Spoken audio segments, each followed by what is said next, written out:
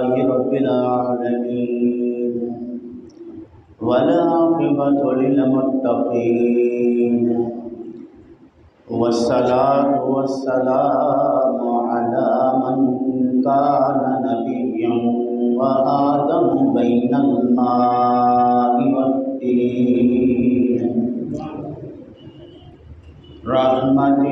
للعالمين خاتم الأنبياء والمرسلين سيدنا ومولانا محمد وعلى آله وصحابه أجمعين أما بعد فأعوذ بالله من الشيطان الرجيم بسم الله الرحمن الرحيم إن الله يأمركم بالعدل والإحسان وإيتاء ذي القربى آمنت بالله صدق الله مولانا العظيم وصدق رسوله النبي الكريم الأمين وقال الله تعالى في مقام آخر إن الله وملائكته يصلون على النبي يا أيها الذين آمنوا صلوا عليه وسلموا تسليما اللهم صل على سيدنا ومولانا محمد وعلى آل سيدنا وأصحاب سيدنا ومولانا محمد وبارك وسلم عليه کر جوانی میں عبادت کاہلی اچھی نہیں جب بڑھاپا آ گیا بات بن پڑتی نہیں ہے بڑھاپا بھی غنیمت جب جوانی ہو چکی یہ بڑھاپا بھی نہ ہوگا موت جس دم آ گئی حمد و صلاۃ کے بعد واجب الاحترام لائی کے تعظیم و تقریم برادران اسلام میرے دوستوں بزرگوں ساتھیوں اللہ وحدہ لا شریک کے پاک کلام قرآن مجید فرقان حمید میں سے چند الفاظ تلاوت کیا ہے اللہ رب العزت کی بارگاہ میں دعا ہے کہ رب ذوالجلال مختصر وقت میں قرآن و سنت کی روشنی میں حق و سچ بیان کرنے کی توفیق نصیب فرمائے بیان کے بعد طرفین کو عمل کرنے کی توفیق نصیب فرمائے عزیزان گرامی آج کا جمعہ یہ رمضان شریف کا آخری جمعہ ہے جس کو جمعۃ الوداع کہتے ہیں اس جمعے کے خطبہ میں رمضان شریف کے معمولات پر ایک اہم پیغام پیش خدمت ہے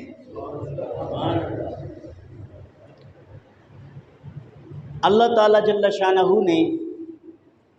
ہمیں یہ رحمتوں والا مہینہ برکتوں والا مہینہ سعادتوں والا مہینہ بخششوں والا مہینہ نجات دلانے والا مہینہ اللہ رب العالمین کا قرب دلانے والا مہینہ مصطفیٰ کریم صلی اللہ علیہ وآلہ وسلم کو راضی کرانے والا مہینہ عطا فرمایا، جس میں مسلمان بڑی عقیدت، بڑی محبت، بڑی احترام سے سحری اور افطاری کا انتظام کر کے رمضان شریف میں روزہ رکھا کرتے ہیں۔ روزوں کے ساتھ نماز پنجگانہ باقاعدہ اہتمام کے ساتھ ادا کرتے ہیں۔ تہجد، نوافل، تلاوت، ذکر و اذکار،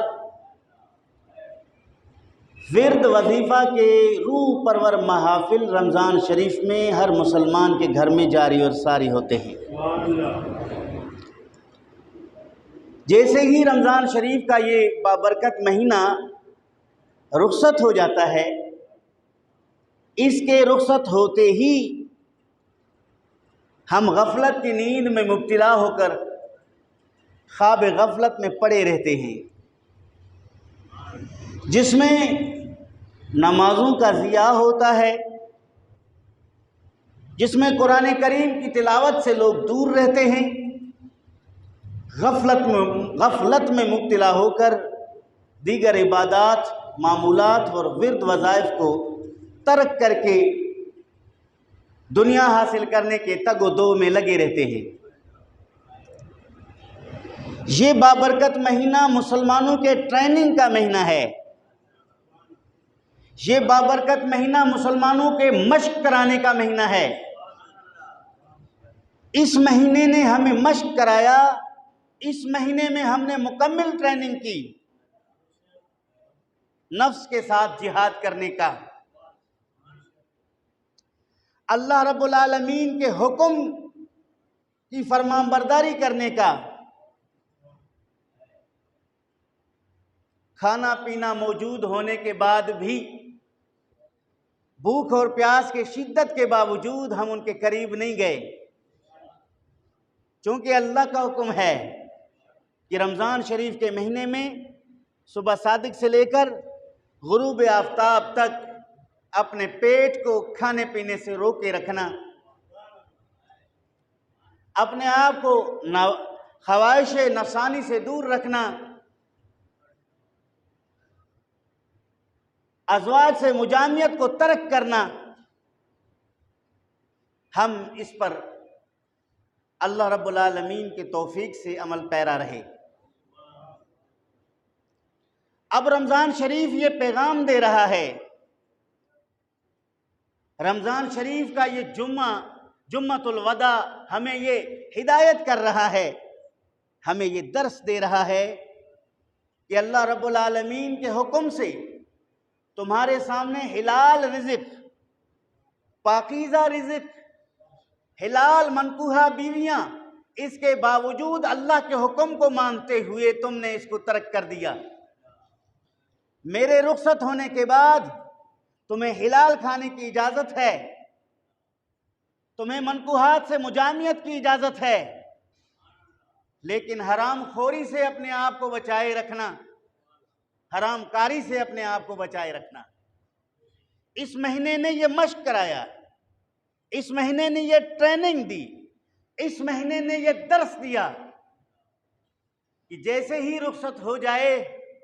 تو تم پر حلال چیزوں کے استعمال کرنے کے کچھ اوقات میں پابندیاں آئی تھی، اب وہ پابندیاں تو اٹھا دی گئی ہیں، لیکن حرام کھانے کی پابندی تا حیات موجود ہے، حرام کاری کی پابندی تا حیات موجود ہے۔ جس طرح ایک مہینے میں حلال کھانے کے ایک مخصوص وقت میں پابندی کو ملحوظ نظر رکھتے ہوئے تم نے اس سے دور اپنے آپ کو رکھا، اب اس سے سبق حاصل کر کے، درس حاصل کر کے ہمیشہ کے لیے، ہمیشہ پوری زندگی اپنے آپ کو کسی حرام رزق کے قریب نہ لے جانا، اپنے حلق سے کوئی حرام لقمہ نہ اتارنا۔ اللہ کا حکم ہے، یا ایھا الذین آمنوا کلوا من طیبات ما رزقناکم، اے ایمان والو کھاؤ پاکیزہ چیزیں جو ہم نے تمہیں رزق دیے ہیں۔ کیا دیے ہیں؟ وہ بھی طیب ہو۔ لفظ طیب جامع لفظ ہے، لفظ طیب میں ناجائز مال بھی ناپاک مال بھی، دونوں کے کھانے کو اللہ رب العالمین نے کہا کہ رک جاؤ، اور پاکیزہ چیز جس کے اندر نہ ناپاکی ہو، جس کے اندر نہ ناجائز ذرائع شامل ہوں، وہ کھاؤ۔ یا ایھا الذین آمنوا کلوا من طیبات ما رزقناکم، جو ہم نے تمہیں رزق دیا ہے۔ اللہ رب العالمین نے اپنے برگزیدہ پیغمبر، انبیاء کرام، مرسلین عظام سے خطاب فرمایا، یا ایھا الرسل کلوا من طیبات، اے میرے پیارے رسولو پاکیزہ رزق کھاؤ، طیب رزق کھاؤ۔ جو اللہ نے اپنے نبی کو کہا، جو اللہ رب العالمین نے اپنے رسول کو حکم دیا، وہی حکم اللہ رب العالمین نے ہمیں دیا۔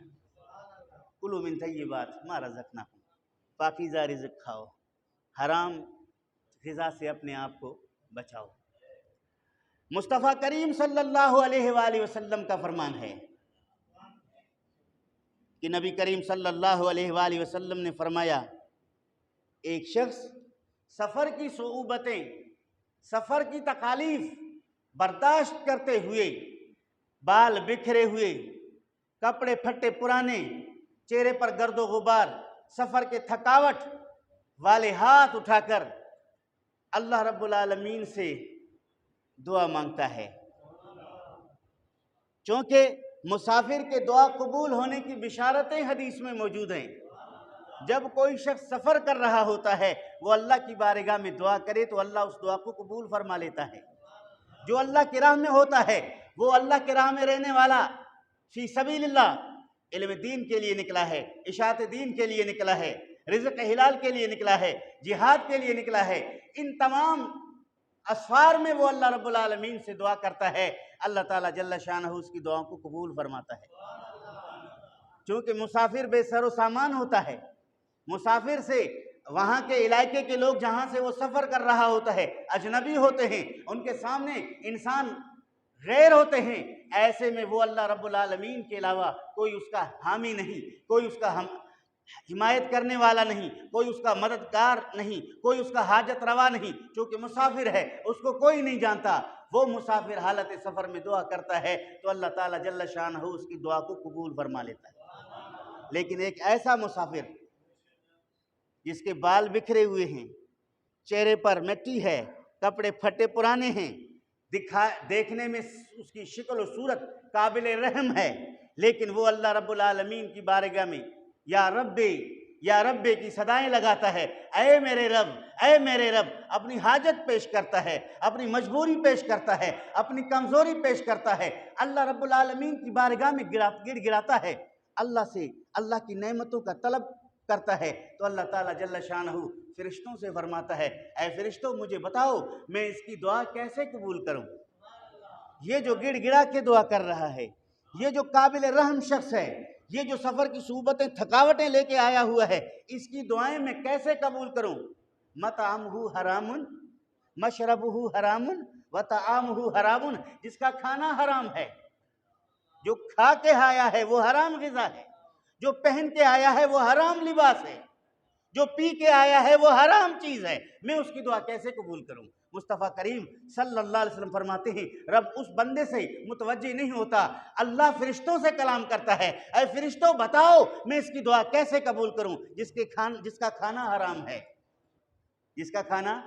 حرام ہے، جس کا لباس حرام ہے، جس کا پینا حرام ہے، اس کی دعائیں میں کیسے قبول کروں؟ اس لیے محدثین فرماتے ہیں، اگر کوئی چاہتا ہے کہ وہ مستجاب الدعوت بن جائے، کوئی چاہتا ہے کہ اللہ رب ذوالجلال اس کی ہر دعا کو قبول کرے، وہ اپنے آپ کو حرام غذا سے دور رکھے، حرام کھانے سے اپنے آپ کو دور رکھے،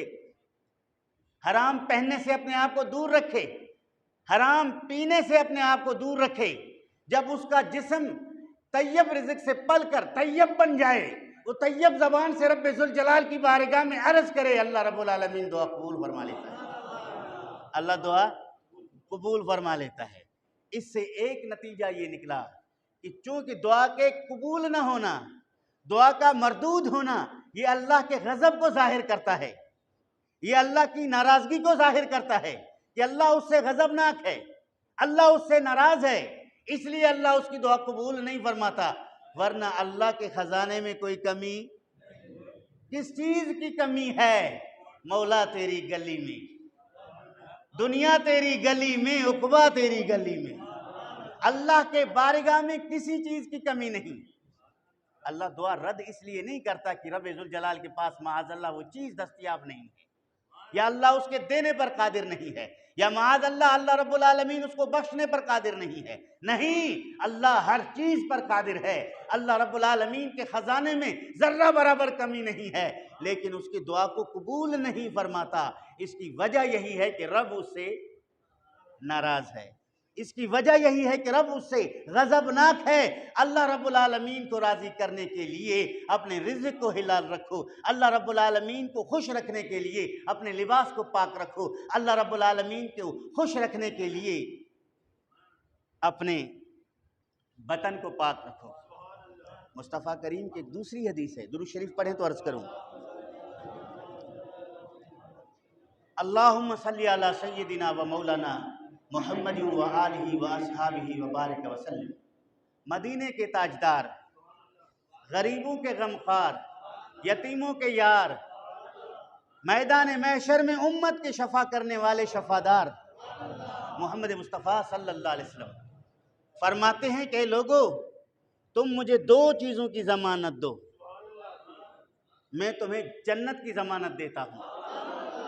تم دو چیزوں کی گارنٹی دو، جنت کی ذمہ داری میری ہے۔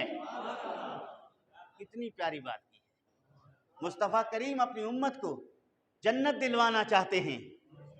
مصطفیٰ کریم اپنی امت کو اللہ رب العالمین کے بارگاہ میں پیش کرنا، مقرب بنانا چاہتے ہیں۔ مصطفیٰ کریم اپنی امت کے بھلائی کے خواہاں ہیں، اس پر زیادہ حریص ہیں۔ آپ فرماتے ہیں مجھے دو چیزوں کی گارنٹی دو گے، میں جنت کا ضامن ہوں، تمہیں جنت مل جائے گا۔ جس کی ضمانت مصطفیٰ کریم لے لے جنت کی، اس کے جنتی ہونے میں کوئی شک نہیں۔ جس کو پروانہ جنت مصطفیٰ کریم دے دے وہ یقیناً قطعی جنتی ہے۔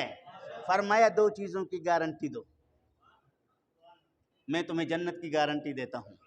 دو چیزوں کی ضمانت دو، میں تمہیں جنت کی ضمانت دیتا ہوں۔ کتنا سستا سودا ہے، کتنا سیدھا راستہ ہے جنت کا، کتنا پیارا فرمان ہے مصطفیٰ کریم کا۔ ذرا سنیے وہ دو چیزیں کیا ہیں۔ فرمایا ما بین لحییہ وما بین رجلیہ، جو تمہارے جبڑوں کے بیچ میں ہے اس کی گارنٹی دو، جو تمہارے ٹانگوں کے بیچ میں ہے اس کی گارنٹی دو، منہ اور شرمگاہ کی گارنٹی دو، میں جنت کا ضامن ہوں۔ حضور نے یہاں زبان کا ذکر بھی نہیں کیا، جو جبڑوں کے بیچ میں ہے۔ حضور صلی اللہ علیہ وآلہ وسلم نے یہ دو چیزوں کی گارنٹی طلب کیا ہے، ضمانت طلب کیا ہے، میری امت ان دو کو ناجائز طریقے سے استعمال نہیں کرو۔ مصطفیٰ کریم کی ذمہ داری ہے تمہیں جنت دلائے۔ علماء نے کہا کہ اس دو جبڑوں کے بیچ میں زبان بھی ہے، حلق بھی، زبان بھی ہے، حلق بھی، یعنی زبان سے کسی کو تکلیف نہ دو، گالی دے کر، چغلی کھا کر، غیبت کر کے، زبان کو غلط استعمال کر کے کسی کو تکلیف نہ دو، کیونکہ مصطفیٰ کریم نہ ہی چاہتے کہ مخلوق خدا کو کوئی تکلیف پہنچائے، کوئی اذیت دے۔ ایک مطلب کہ زبان کی گارنٹی دو، تم اس زبان کو غلط استعمال نہیں کرو گے، جھوٹ بولنے میں استعمال نہیں کرو گے،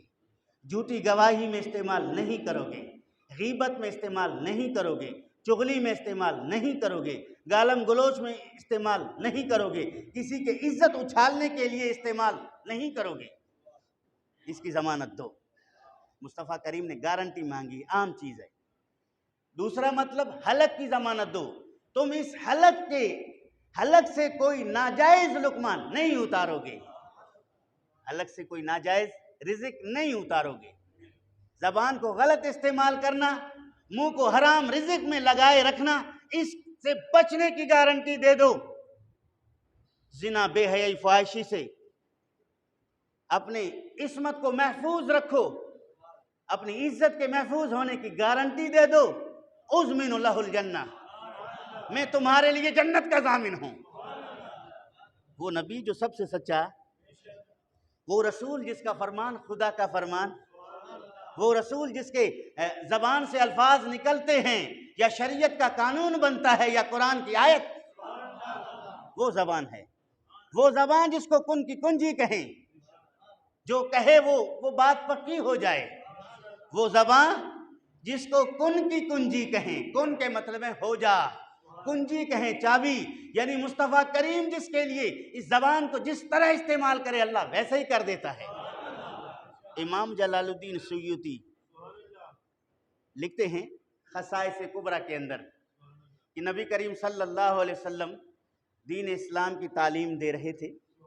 آپ صلی اللہ علیہ وسلم لوگوں کو نصیحت کر رہے تھے۔ یہ عموماً دیکھا جائے یہ فطری بات ہے، یہ بشری بات ہے کہ جس کو کسی سے حسد ہوگا، جس کو کسی سے چڑ ہوگا، جس کو کسی سے نفرت ہوگا، وہ چڑھنے والا، وہ نفرت کرنے والا، وہ حسد کرنے والا، وہ کینہ رکھنے والا پیچھے کھڑے ہو کر اس کے مذاق اڑانے کے لیے نقل اتارے گا، اشارے میں، منہ ٹیڑھا کر کے، انداز اپنا کے۔ وہ اکثر دیکھا گیا، معاشرے میں بھی دیکھا گیا، یہ فطری بات ہے، انسان کے دل میں موجود ہے۔ اللہ پاک ہم سب کو اس بری عادت سے محفوظ کرے، کہو آمین۔ یہ بہت بری عادت ہے، اللہ سب کو بچائے۔ لیکن نبی کریم صلی اللہ علیہ وسلم دین کی باتیں کر رہے تھے،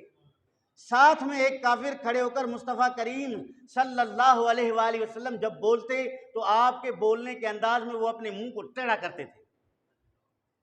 مذاق کے انداز میں، حضور کی توہین معاذ اللہ گستاخی کی نیت سے۔ جس طرح مصطفیٰ کریم، فطری بات ہے کہ انسان بولتا ہے تو کبھی منہ کھلتا ہے کبھی بند ہوتا ہے، ہونٹ ہلتے ہیں، ہیئت قضائیہ میں کافی بول چال کی وجہ سے فرق پڑتا نظر آتا ہے، تو وہ مذاق کی نیت سے ایسا کرنے لگا۔ رسول کریم صلی اللہ علیہ وسلم کی اس پر نظر پڑی، آپ صلی اللہ علیہ وسلم نے دیکھا کہ یہ گستاخی کر رہا ہے، یہ بے ادبی کر رہا ہے، آپ نے نظر انداز کیا، آپ نے اپنی بات جاری رکھی۔ تھوڑی دیر کے بعد دیکھا کہ وہ اپنی حرکت سے باز نہیں آیا، آپ صلی اللہ علیہ وسلم نے پھر اپنی گفتگو جاری رکھی، پھر آپ صلی اللہ علیہ وسلم نے دیکھا کہ وہ اپنی اسی حرکت سے باز ہے، مصطفیٰ کریم نے اس کی طرف متوجہ ہو کے فرمایا کن کذالک، جیسا اس نے منہ ٹیڑھا کیا تھا اس کا منہ ٹیڑھا ہی رہ گیا، فرمایا جیسا کر رہے ویسا ہی ہو جا۔ کن کذالک کا مطلب یہی ہے، جس طرح تو اپنے منہ کو میری توہین کے نیت سے ٹیڑھا کر رہا ہے ویسا ہی ٹیڑھا منہ لے کے جا، منہ ٹیڑھا ہو گیا۔ علاج کرانے کی بڑی کوشش کی، مجال ہے کہ اس کی منہ بند ہو جائے، مجال ہے کہ اس کے ہونٹ سیدھے ہو جائیں، کیونکہ جو زبان مصطفیٰ کریم کی ہے وہ زبان جس کو سب کن کی کنجی کہیں۔ فاضل بریلوی رحمۃ اللہ علیہ خصائص کبریٰ میں جب یہ حدیث پڑھی تو یہ مصرع کہا، تو عزیزان گرامی، رسول کریم کے زبان سے جو الفاظ نکلتے ہیں وہ کن کی کنجی ہوتے ہیں، وہ حتمی اور یقینی ہوتے ہیں، اس میں کوئی تبدیلی نہیں ہوتی، چونکہ مصطفیٰ کریم نے فرمایا ہے وَمَا يَنْتِقُ عَنِ الْهَوَىٰ إِنْ هُوَ إِلَّا وَحْيٌ يُوحَىٰ، رب نے فرمایا کہ میرے محبوب اپنی خواہش سے نہیں بولتے، وہ جو کچھ بولتے ہیں وحی کے ذریعے بولتے ہیں۔ وہی مطلب ہے، وہی غیر مطلب ہے، ایک وہ وہی جس کی تلاوت کی جائے قرآنی آیات، ایک وہ وہی جس کی تلاوت نہیں مصطفیٰ کریم کے حدیث، دونوں وہی ہیں۔ اہل حق کے نزدیک جو ہے یہ قرآن اور نبی پاک کا فرمان یہ ایک ہی تقریر ہے، کوئی فرق نہیں، مصطفیٰ کریم کے فرمان سے بھی شریعت ثابت ہے، قرآنی آیات سے بھی شریعت ثابت ہے۔ جس کو مصطفیٰ کریم نے روکا وہ بھی امت پر حرام ہے، جس کو قرآن نے روکا وہ بھی امت پر حرام ہے۔ یہ فرق نہیں کیا جا سکتا کہ قرآن نے منع نہیں کیا ہے اب حدیث نے منع کیا ہے ہم کیسے مانیں۔ کچھ پروفیسر کالجز یونیورسٹی اسکولوں میں کہتے ہیں، اب اس پہ مثال دیتا ہوں، رب ذوالجلال نے قرآن میں فرمایا فَانْكِحُوا مَا طَابَ لَكُم مِّنَ النِّسَاءِ مَثْنَىٰ وَثُلَاثَ وَرُبَاعَ، اگر تمہیں نکاح کی خواہش ہو، جو عورتیں تمہیں پسند ہوں تم شادیاں کرو، 2 2 3 3 4 4۔ وَإِنْ خِفْتُمْ أَلَّا تَعْدِلُوا فَوَاحِدًا، اگر انصاف نہ کرنے کا تمہیں ڈر ہے پھر شادی ایک ہی کرو۔ یہ بعض لوگ کہتے ہیں 4 شادیاں مشروط ہیں، میرے بھائی قرآن کو پڑھ کے سمجھو، 4 شادیوں کی اجازت شریعت نے دی ہے، لیکن مشروط ہے، اس میں شرط انصاف کا ہے۔ اگر سمجھتے ہیں کہ چاروں کو میں پال سکتا ہوں، اگر سمجھتے ہیں کہ میں چاروں کے ساتھ مساوات برابری کر سکتا ہوں، اگر سمجھتے ہیں کہ چاروں کے ساتھ انصاف کر سکتا ہوں، پھر 4 کی اجازت ہے۔ اگر اپنے آپ پہ بھروسہ نہیں ہے تو پھر 4 نہیں، پھر 1 کرو۔ پوری امت کو اجازت ہے، قرآن نے اجازت دے دی، 4 تک کی شادی کرنے کی اجازت قرآن نے دی، مشروط ہی صحیح۔ حضرت علی کرم اللہ وجہ الکریم کو کسی نے کہا کہ ابو جہل کی فلانی بیٹی ہے، اس سے آپ شادی کر لیں۔ کتابوں میں آتا ہے کہ آپ نے رضامندی کا اظہار کیا، ابھی شادی نہیں کی، حامی نہیں بھری، البتہ آپ نے اس کا اظہار کیا۔ یہ بات رسول کریم صلی اللہ علیہ وآلہ وسلم کی بارگاہ اقدس میں پہنچی، آپ صلی اللہ علیہ وسلم جلال میں آ گئے، حضور صلی اللہ علیہ وسلم جلال میں آ گئے۔ حضرت علی کرم اللہ وجہ الکریم کو بھی بلایا، بہت سارے دیگر صحابہ کرام بھی موجود تھے، سب کی موجودگی میں فرمایا کہ فاطمہ کی موجودگی میں، فاطمہ کی زندگی میں علی پر دوسری شادی حرام ہے۔ فرمایا کہ میں اس کو کبھی پسند نہیں کرتا کہ اللہ کے نبی کی بیٹی اور اللہ کے دشمن کی بیٹی ایک گھر میں آ جائیں۔ مصطفیٰ کریم نے کہا کہ میں یہ برداشت نہیں کر سکتا، ایک ابو جہل جو اللہ کا دشمن ہے، ایک محمد مصطفیٰ جو اللہ کے محبوب ہیں، اللہ کے دوست اور اللہ کے دشمن دونوں کی بیٹیاں ایک گھر میں آ جائیں، میں اس کو پسند نہیں کرتا، لہذا علی پر یہ شادی، قرآن نے تو اجازت دے دیا تھا، منع کیا مصطفیٰ کریم نے۔ حضرت علی کرم اللہ وجہ الکریم تو نبی پاک کے عاشق بھی تھے، فرمانبردار بھی تھے، صحابی بھی تھے۔ حضرت علی کرم اللہ وجہ الکریم نے فوراً کہا کہ جس کو اللہ کے محبوب پسند نہ کرے، اللہ کے محبوب کی ناپسندیدگی کو علی کیسے اختیار کر سکتا ہے؟ علی کی کیا مجال ہے کہ اس چیز کو اختیار کرے جس کو رسول کریم پسند نہیں کرتے؟ تو یہاں سے 2 باتیں ثابت ہو گئی، ایک یہ بات ثابت ہو گیا کہ مصطفیٰ کریم کی زبان کن کی کنجی ہے، اللہ نے آپ کو اختیار دیا ہے، آپ اگر مخصوص حالات پر کسی چیز کو قرآن نے اجازت دے دی ہے، مصطفیٰ اس پر پابندی لگا دے تو آپ کا پابندی لگانا جائز، یہ ثابت ہو گیا ایک مسئلہ۔ دوسرا مسئلہ یہ ثابت ہو گیا ہے کہ حضرت سیدہ فاطمہ الزہرا رضی اللہ تعالی عنہا مصطفیٰ کریم کو اتنا عزیز ہیں کہ آپ کو اگر کسی چیز میں تکلیف محسوس ہو اس پر مصطفیٰ کریم رنجیدہ ہوتے ہیں، یہ بھی ثابت ہو گیا، مصطفیٰ کریم اس پہ رنجیدہ ہوتے ہیں، پابندی لگاتے ہیں۔ تو عزیزان گرامی، یہاں سے ایک مسئلہ یہ ثابت ہو گیا، تو مصطفیٰ کریم نے فرمایا کہ ان 2 چیزوں کی مجھے گارنٹی دو گے تو میں کیا کروں گا؟ میں تمہارے لیے جنت کا ضامن ہوں، اضمن لہ الجنہ، میں تمہارے لیے جنت کا ضامن ہوں۔ پھر آپ صلی اللہ علیہ وآلہ وسلم کا یہ ارشاد ہے، آپ صلی اللہ علیہ وسلم سے پوچھا گیا، سوال ہوا، وہ 2 چیزوں پر بات کر رہا ہوں، زبان اور شرمگاہ۔ آپ صلی اللہ علیہ وسلم سے پوچھا گیا، ای المسلمین خیر، مسلمانوں میں کون سا مسلمان بہتر ہے؟ مسلمانوں میں اچھا مسلمان کون سا ہے؟ کون ہے اچھا مسلمان؟ کون ہے؟ یہ سوال بڑا اہم ہے، کسی صحابی نے سوال کیا، مصطفیٰ کریم صلی اللہ علیہ وسلم نے فرمایا المسلم من سلم المسلمون من لسانہ و یدہ، فرمایا کہ مسلمانوں میں سب سے اچھا مسلمان وہ ہے جس کے ہاتھ اور زبان سے دوسرے مسلمان سلامت ہوں، جو دوسروں کو اپنے زبان سے تکلیف نہ پہنچاتا ہو، جو دوسروں کو اپنے ہاتھ سے تکلیف نہ پہنچاتا ہو، وہ مسلمانوں میں سب سے، بولو، نہ اس کے حج کا ذکر ہوا، نہ اس کی نمازوں کا ذکر ہوا، نہ اس کے جہاد کا ذکر ہوا، نہ اس کے ورد و وظیفے کا ذکر ہوا، نہ اس کے تلاوت تسبیح تحلیل کا ذکر ہوا۔ یہ ساری چیزیں عبادات اپنی جگہ فضیلت رکھتے ہیں، ان کی بڑی اہمیت ہے، ہر مسلمان کو ان پر عمل پیرا ہونا چاہیے، لیکن ان چیزوں کو کرنے کے بعد اپنی زبان اور ہاتھ کو آزاد رکھا تو نمازیں بھی مردود ہیں، حج بھی مردود ہے، روزہ بھی مردود ہے، زکوٰۃ بھی مردود ہے، چونکہ اللہ رب العالمین کے مخلوق کو اذیت پہنچا کے کعبہ جا کر کیا کرو گے؟ اللہ کے مخلوق کو تکلیف پہنچا کے، مصطفیٰ کریم کی امت کو اذیت پہنچا کے آپ تلاوت کر کے کیا کرو گے؟ اس لیے جو اہمیت کے حامل چیزیں تھیں مصطفیٰ کریم صلی اللہ علیہ وسلم نے ان کو بہترین عمل کا ذریعہ کہا، بہترین شخصیت کا وسیلہ کہا۔ اگر کوئی بہتر انسان ڈھونڈنا چاہو تو آپ اس کے اخلاق کو دیکھو، اس کے کردار کو دیکھو۔ اکمل المومنین ایمانا احسنہم اخلاقا، مصطفیٰ کریم نے فرمایا اپنے ایمان میں کامل مومن وہ ہے، پکا مسلمان مومن ایمان والا وہ ہے جس کے اخلاق اچھے ہوں، جس کے اخلاق اچھے ہوں۔ اچھے اخلاق ہونے کو تکمیل ایمان کا ذریعہ کہا گیا،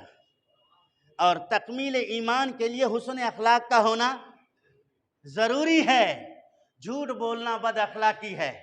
چغلی کرنا بد اخلاقی ہے، گالی دینا بد اخلاقی ہے، کسی پر الزام لگانا بد اخلاقی ہے، بہتان لگانا بد اخلاقی ہے، کسی کی عزت اچھالنا بد اخلاقی ہے۔ اگر کامل مومن بننا چاہتے ہو اپنی زبان کو رذائل کلام سے محفوظ رکھو، بد اخلاقی سے محفوظ رکھو، تاکہ پکے سچے مسلمان ہو جاؤ۔ کسی کی چیز کو بلا اجازت اٹھانا بد اخلاقی ہے،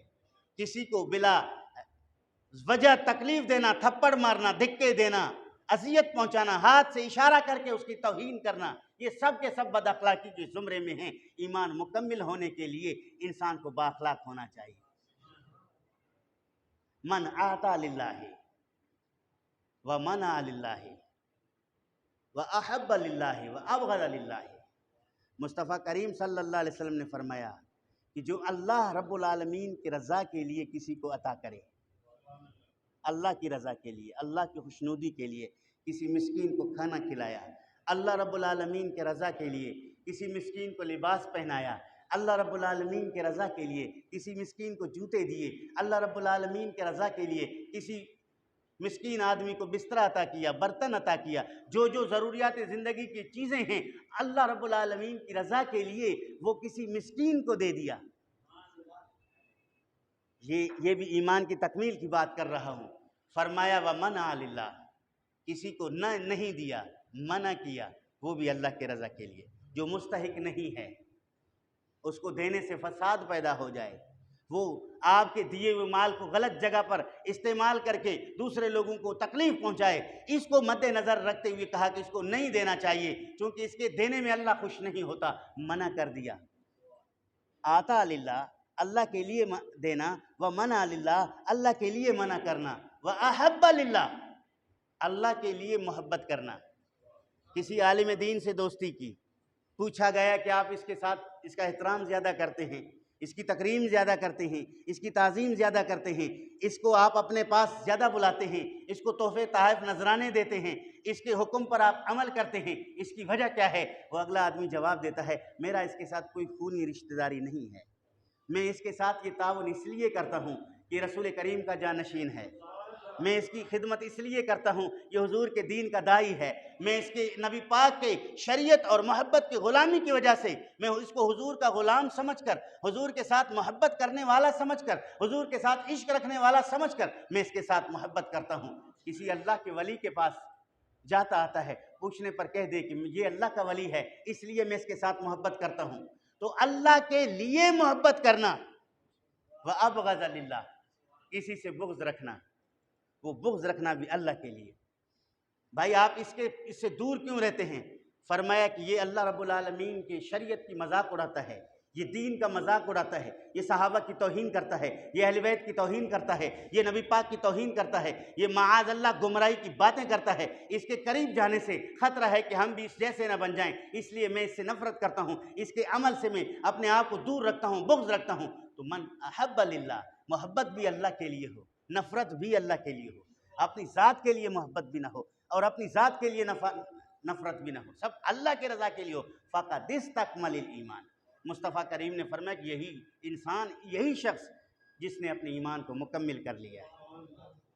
آپ اور ہم سمجھتے ہیں کہ ہم نے لا الہ الا اللہ محمد الرسول اللہ اذان ختم ہونے کے بعد پڑھ لیا بس بہت ہو گیا، زبان کنٹرول میں نہیں ہے، ہاتھ قابو میں نہیں ہے، حلال اور حرام کی تمیز نہیں ہے، نمازوں کا خیال نہیں ہے، قرآن مجید کا احترام نہیں ہے، علماء بزرگ اولیاء صالحین کی تعظیم تکریم نہیں ہے، صرف اذان ختم ہونے کے بعد کبھی کبھار کلمہ پڑھ لیا، ہم نے سمجھا ہم مومن ہیں۔ ایمان کو مکمل کرنے کے لیے آپ کو مٹیریل کی ضرورت ہے۔ جس طرح ایک عمارت آپ تعمیر کرتے ہیں، آپ کو سیمنٹ کی ضرورت پڑتا ہے، آپ کو سریا کی ضرورت پڑتا ہے، آپ کو بلاک کی ضرورت پڑتا ہے، آپ کو معمار کی ضرورت پڑتا ہے، آپ کو مزدور کی ضرورت پڑتا ہے، آپ کو پانی کی ضرورت پڑتا ہے، جب جا کے وہ عمارت مکمل ہوتا ہے۔ آپ اگر ایمانی عمارت کو مکمل کرنا چاہتے ہیں تو اس کے مٹیریل یہی ہے، یہ تمام آپ اپنے پاس رکھیں گے۔ جب یہ ساری چیزیں آپ کے پاس محفوظ رہیں گے، ایمان آپ کا مکمل ہو جائے گا، پھر آپ کو اللہ کے مخلوق سے آپ کے دل میں ہمدردی کا جذبہ پیدا ہوگا، پھر آپ کو خدا کی مخلوق سے محبت کرنے کا جذبہ پیدا ہوگا، پھر آپ کو احساس پیدا ہوگا، پھر آپ کو خوف خدا اور خشیت الہی پیدا ہوگا، پھر آپ کے دلوں میں خشیت پیدا ہونے کی وجہ سے آپ کی آنکھیں نم ہو جائیں گی، آپ کی آنکھوں سے آنسو بہنے لگیں گے۔ مصطفیٰ کریم صلی اللہ علیہ وآلہ وسلم کی شریعت ہے۔ آج جمعۃ الوداع میں جو جمعہ رمضان شریف کا پیغام تھا، جیسے ہم کہتے ہیں کہ مجھے روزہ ہے، میں آپ سے کیا جھوٹ بولوں،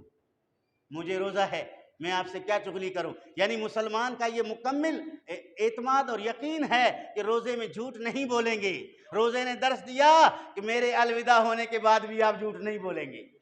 روزے نے درس دیا کہ میرے جانے کے بعد بھی آپ چغلی نہیں کریں گے، روزے نے درس دیا کہ میری موجودگی میں آپ حلال رزق سے اپنے آپ کو دور رکھا تھا، میرے جانے کے بعد کم از کم حرام رزق سے اپنے آپ کو دور رکھیں گے۔ تو یہ میسیج، یہ پیغام ہے۔ اللہ تعالیٰ جل شانہ اس پر ہمیں عمل کی توفیق نصیب فرمائے۔ نماز عید الفطر جو ہے، اس کے بارے میں آپ کو میں ٹائم بتا دوں، آپ کی رائے بھی، اس کی بھی ہمیں قدر ہے، مناسب اور معقول رائے کو ہم انشاءاللہ العزیز